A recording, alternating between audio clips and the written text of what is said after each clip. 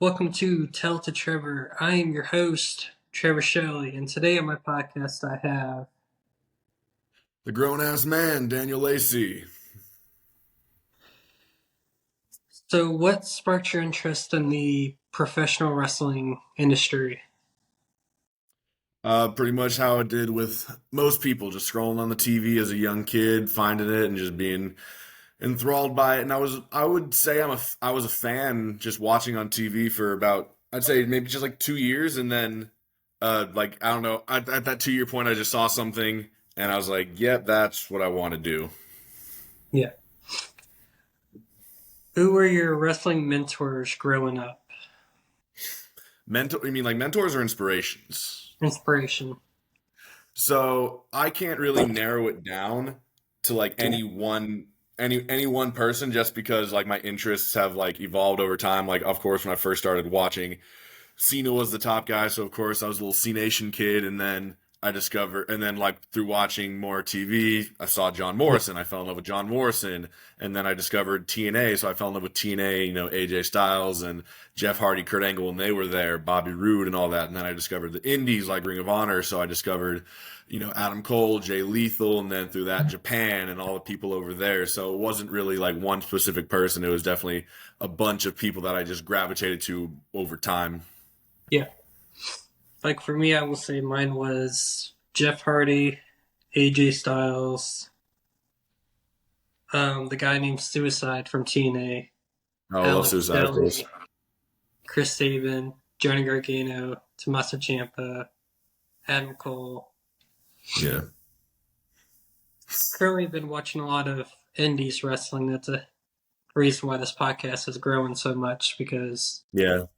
I will go Yeah. I get mean, recommended shows and then I'm like, okay, cool, I love this guy's match. Let me see if I can get him on the show. yeah. That's cool. That's cool that you do that. Which match? Do you mind if I ask which match of mine that you may have watched that you like wanted to come over and hit me up? Let's see, because I remember saving it on my phone because that's how I usually keep track of everybody's. It was you versus the cheese. Yeah, the cheese, the freaking cheese. I was like, that's an interesting name because I've heard of the cheeseburger wrestler, Mhm. Right. but that's just me Yeah, from the cheese. Atlantis. Yeah, cheese is very popular down here in Florida. He's like pretty much anywhere in the state that you say his name, people will know of him or they've seen something of cheese. So it was an honor, or it's fun to work with cheese a lot. We've worked together very few times. Each time it's been nice. How did you get your start in the wrestling world? So once again, like most people that wanted to get in the industry, just look on Google, type it in, wrestling schools around me, settled on Devon Dudley's Academy, and just from there, in um, growing in ability, growing in everything encompassing the business. And I've always thought that, and Devon thinks the same thing that like you should be trained by somebody that has been somewhere because there's a bunch of schools all around the country that are just run, and the trainers, named Joe Indy. He's wrestled in 5 states around his area, and that didn't really did much. But Devon Dudley, Hall of Fame two-time Hall of Fame tag team wrestler in TNA and WWE. So his wealth of knowledge is invaluable, and I think Yeah. that's what drew me to the school, and that's definitely what I learned from going to that school was tons of invaluable knowledge, not only in wrestling but in also fitness as well, which is a very important part of wrestling, which a lot of people do not take as seriously as they should, and they whip you into frickin' shape at Devon Dudley School. Yes, I've heard that, and there was one school down there I was really interested in. The Malachi Black school that he has down Mm-hmm. there, Mm-hmm. the House of Arts, I think he calls Something it. like that. Dark arts, I think, something like that. Yeah. And it cracks me up because I kicked off the season with one of the coaches, Leo Ryan, Mm-hmm.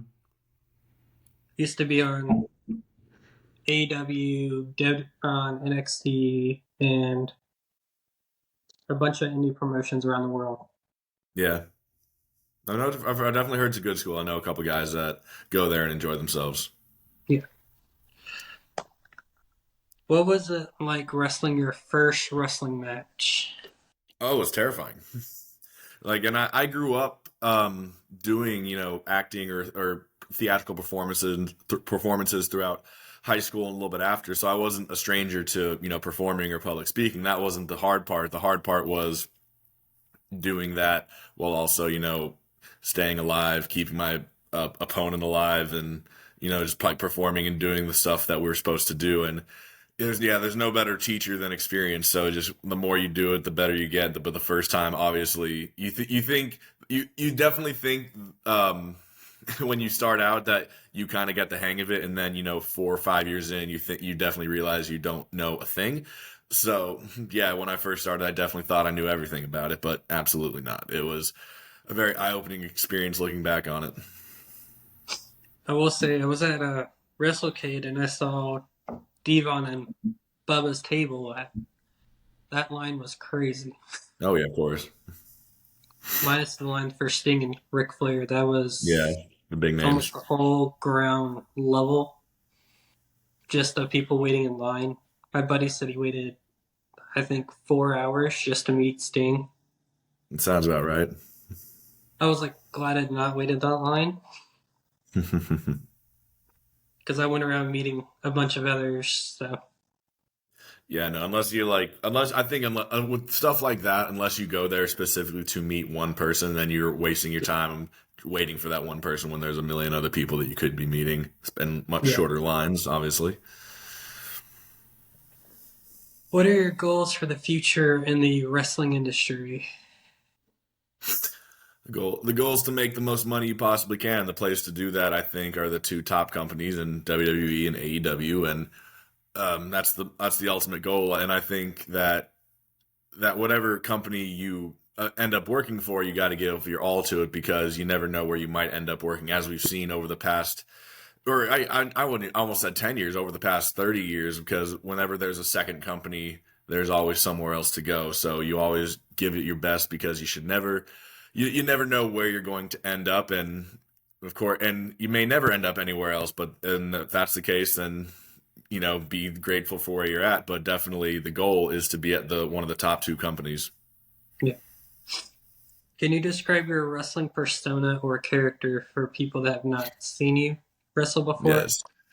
The grown ass man, Daniel Lacey. I am tired of seeing these 5'4", 130-pound pussy whipped boys that know nothing about how to wrestle or fight in a real world situation. They get into the wrestling industry because they like the frills and they like to fantasize about grabbing other people and, throwing them around and wrestling on the ground. That is not what this business is about. This business is about making money, going from town to town and making more money, winning more championships. And I'm trying to cleanse the business of those pussy boys that are trying to get in the business where they're little tights that are skinny fat and have nothing to do with this, or should have nothing to do with this business. And being the grown ass man, I am trying to get rid of all the jokes as well. There are plenty of people that take this business as a joke. I take this business very seriously, and I am trying to make this business a better place for myself and for everyone else, but mostly myself. Okay. Can you share a memorable moment from your wrestling career? I over the last year, or I said last year, it's 2025 now. In 2023, I got the opportunity to wrestle multiple former WWE wrestlers and TNA wrestlers and Ring of Honor wrestlers. I wrestled former TNA champion Austin Aries. I wrestled former WWE tag team champion Epico Cologne. I wrestled Bobby Fish. I wrestled Enzo. So wrestling them definitely gave me a different perspective on how people that have been to the top like work and how they do their business, and and the more perspective I think from people that are much better than you is only going to benefit you. So that definitely was an eye-opening experience working with those four guys. Can you describe the feeling of winning your first championship? So I think that you need to look at it with a lot of perspective because, of course, in the moment winning your champion, winning the first championship is nice. You get to look at your shiny belt, you get to raise it over your head in front of the crowd. But in perspective, that's not the belt you really want. The belt you really want is on TV every Monday or Wednesday or Friday, and that's the ultimate goal. So I always, even though it's nice to be to represent a company and have that little indie company want you as their poster boy and their centerpiece, in perspective, this is just a stepping stone to get to where you really want to go. Yeah. How do you handle the mental and emotional aspects of wrestling? Mental and emotional aspects, I think it can be hard depending on who you are because this business is just like I think it's pretty much like Hollywood. It's Yeah. a lot of, or like I should say any other business too, because it's one a business to where you have to like brand yourself, but it's also a show business to where you're trying to outperform other people. So a lot of it is about not what you know, it's who you know, and that's the case with a lot of businesses, but it's the exact same for pro wrestling too. So I mean, once you realize how it's run and how everything is in wrestling, then it becomes easier on your mind. You just have to do the task that is gonna get you higher in this business. So, and once you handle that, it's not terrible. It's just hard knowing. It's hard finding people to get to know and choosing who to make friends with and who you're in bed with, pretty much. Yeah. All right. So we're gonna start this segment called Trev Shock. Um, People, if you're new to the show, it is like Stone Cold's podcast where he has a certain amount of questions. You have a certain amount of time to answer.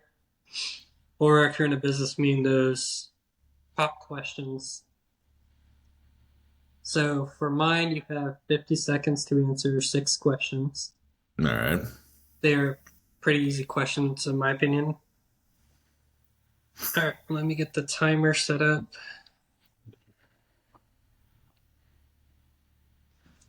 All right, ready to start this? Ready. All right. Favorite pre-show snack? Pre-show snack, an energy drink. Pre-show song? Pre-show song. I don't really listen to music. I just focus and I'm in the moment. I'm ready to go. Who was your favorite wrestler growing up?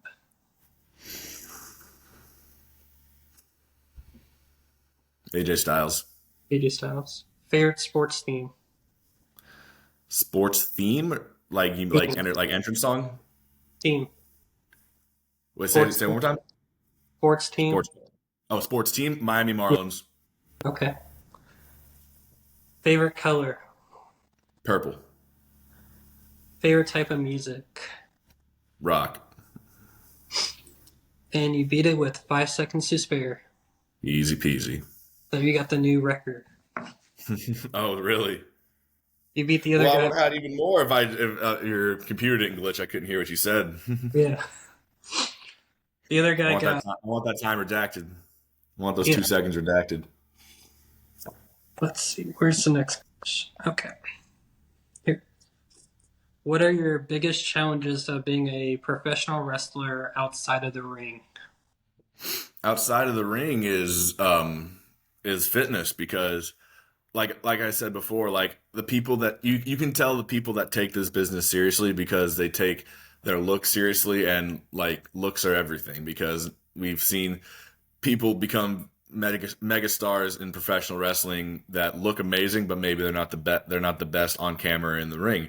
And there are too many people these days that get into the business because it's fun. They like to do the fun moves, but they don't take the looks of this business seriously. So fitness is a massive part of it, and I take fitness very seriously. And so like that, and like that is what I think is going to get you noticed more. Like at least it's going to get you in the door before anything else. Is like, oh, he looks good, he must take this seriously. So that's what I take seriously because I'm a personal trainer for my actual job. So like it's not only what I do outside of here that I take seriously, it's my job too that I take seriously. So fitness is a massive part of it.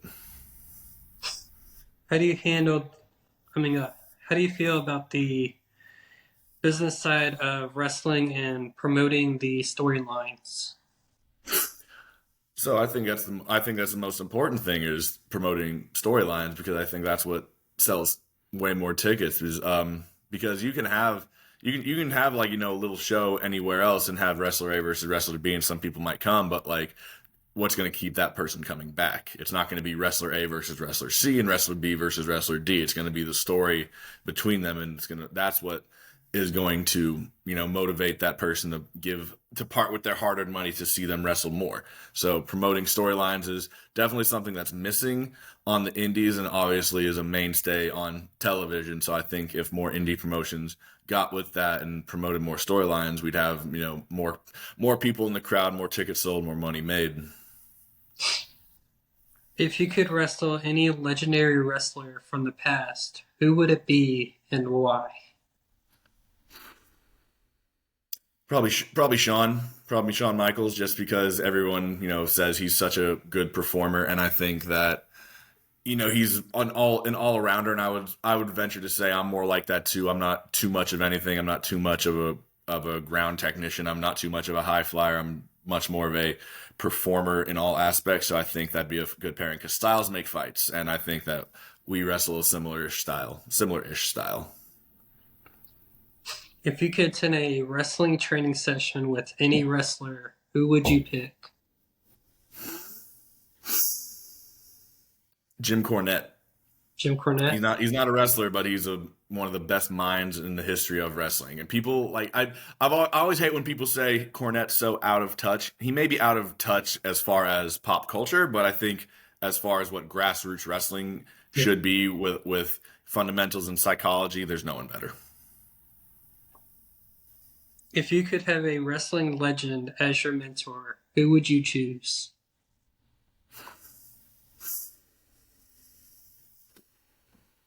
Hogan. Hogan? Hogan, because I think a lot of people, give flack on Hogan for one reason or another. We don't have to delve into that, but Hulk Hogan knew how to make Hulk Hogan money. Hulk Hogan Hulk Hogan put Hulk Hogan first, and he put his family first, and he know how to make his money. And I think that's a very valuable asset that he could teach me, hopefully. So I also do a segment called the Shock Universe. So it's Hmm. WWE 2K24 WWE Universe mode. Okay. So it's like your Monday Night Raws or SmackDown. Okay. We have a world, a tag, a mid card, or a cruiserweight. Which title would you go for? World title, of course. Okay. I think you're the Anyone that says they don't want to be the world champion shouldn't be in the business anyway. That's been a long time saying, and I think it rings true still today. I know I've heard people like they'll tell me like they want to work their way up, like start down at the mid card or a tag, and then build that momentum. I was like, that works. It sounds Sure, it cool. works. It's going to take you longer to make more money. Yeah. What is your opinion on the wrestling crossover events with other sports and entertainment industries?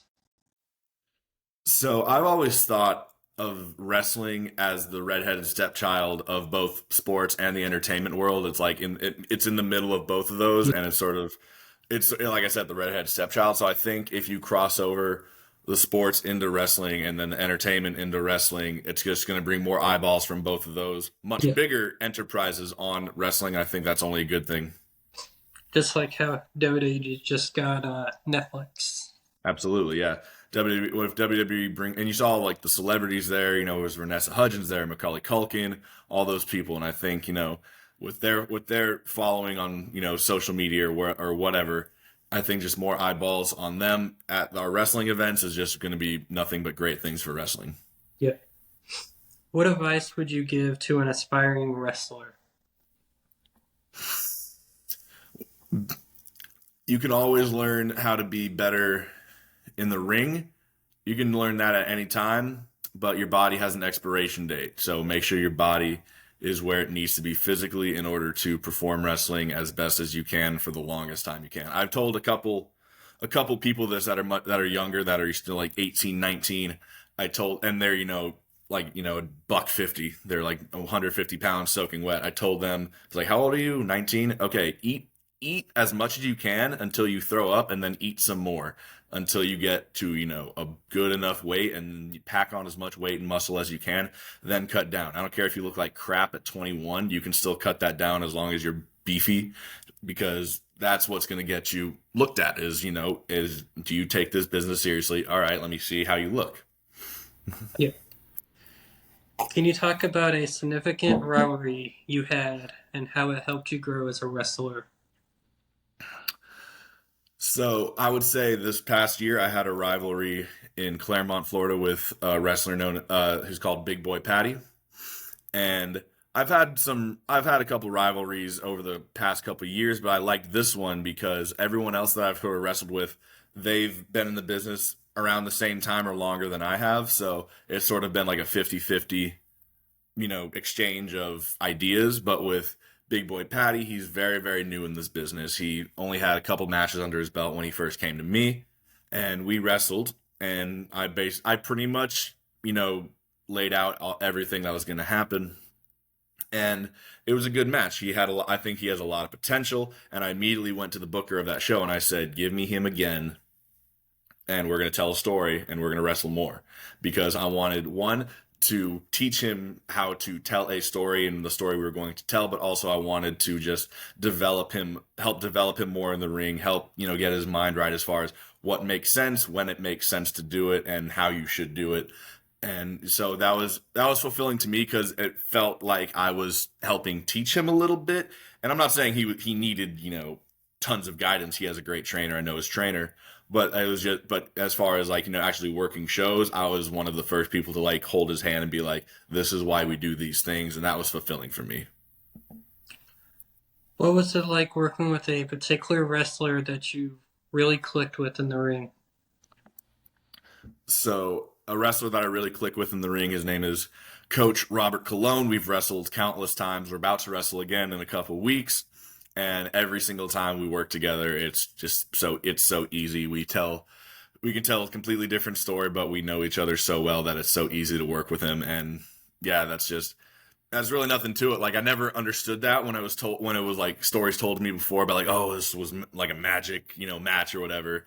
But no, I get it now because we've worked so many times and we know each other so well that it's the easiest thing whenever we tie up again. And that's nice to have too, because a lot of times you go to a show and you're booked to wrestle a guy that you've never heard of, never seen before, and you don't know how he's going to be, but it's comforting to know that you're going to wrestle somebody that you know very well and that is very capable.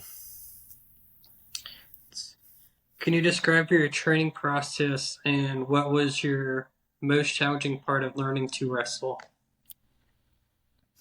So I think the most challenging part of learning to wrestle wasn't even the wrestling part. The wrestling part, I think, is kind of like school curriculum. You learn more as you go, and there's guys and like the best and smartest people in the business will still tell you that have been in the business for 40 years. They'll tell you, "Oh, I'm still learning something new every day."